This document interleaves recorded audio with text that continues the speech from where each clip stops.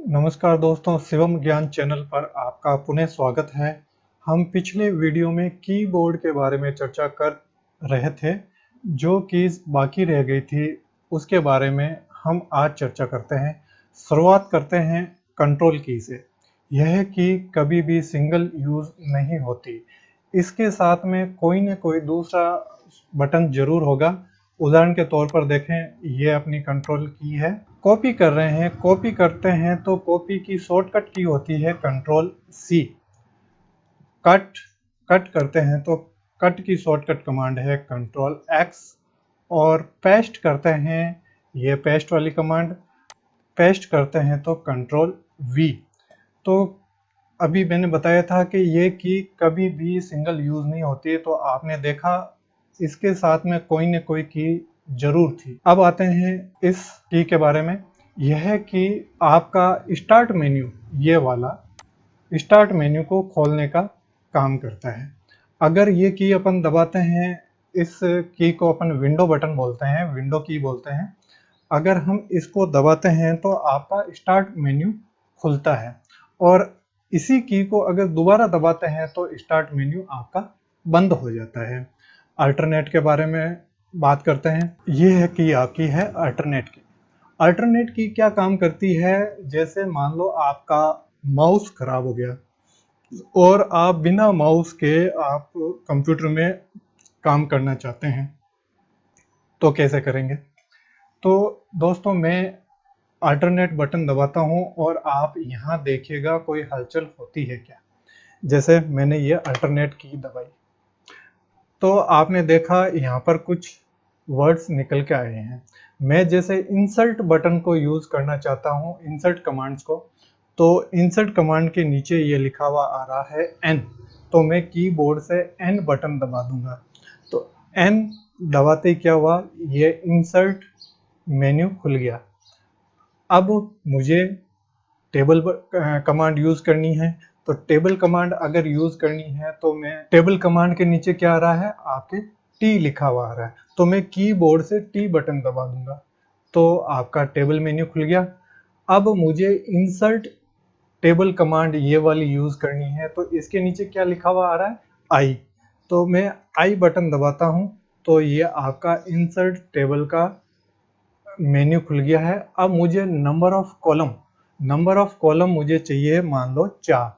तो ये सिलेक्टेड है तो मैं यहाँ पर 4 दबाऊंगा कीबोर्ड से, तो ये 4 यहाँ पर प्रिंट हो जाएगा। अब मुझे यहाँ पर जो नंबर ऑफ रो लिखी हुई है यहाँ पर करना है 3।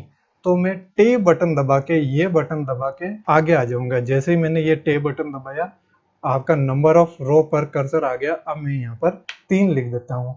उसके बाद मैं कीबोर्ड से एंटर बटन, ये वाला बटन दबाऊंगा तो आपने देखा बिना माउस के ही आपके टेबल इंसर्ट हो चुकी है।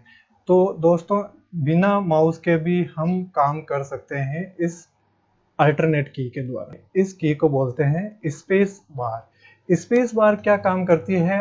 आप जब भी टाइप करते हैं तो एक वर्ड से दूसरे वर्ड के बीच में अगर आपको स्पेस लेना है, जैसे ये देखिए, ये यहाँ पर स्पेस आ रहा है, तो ये जो स्पेस लिया गया था ये स्पेस बार की से आता है। जैसे मैं इस वर्ड के बीच में स्पेस बार ये बटन दबाता हूं तो आप देखिएगा ये स्पेस आ चुका है, जो इस की के द्वारा आपका काम हो रहा है। अच्छा, अब हम आगे देखते हैं। ये जो इधर 3 की हैं, कंट्रोल, विंडो की, अल्टरनेट, ये तीनों तीनों इधर भी है। ये वाली आपकी, ये वाली और ये वाली। तो इन तीनों की को दोनों तरफ देने का उद्देश्य वही है जो आपके इसका शिफ्ट का था। शिफ्ट दोनों तरफ दी है ताकि आप दोनों हाथों से यूज कर सकें। इसी कारण से यहाँ पर भी तीनों की राइट हैंड की तरफ भी दी है। अच्छा, इसके अंदर अब आपके ये की एक रह गई। इस की को बोलते हैं अब पॉपअप की। पॉपअप की क्या काम करती है? माउस के राइट हैंड पर अपन क्लिक करते हैं तो कुछ मेन्यूज खुलते हैं जिसको अपन पॉपअप मेन्यू कहते हैं। और अगर आपको पॉपअप मेन्यू लेना है तो हम माउस से राइट क्लिक करते हैं, लेकिन राइट क्लिक आपका माउस खराब है, नहीं कर पा रहे हैं, तो आप इस की को दबा दीजिए। तो आपका जैसे मैं यहाँ, मेरा यहाँ पर कर्सर है और मैं इस की को दबाता हूँ तो ये मेरा पॉपअप मेन्यू खुल चुका है, जो हम माउस से राइट क्लिक करने पर खुलता है। इस की को दबाकर भी हम पॉपअप मेन्यू को खोल सकते हैं।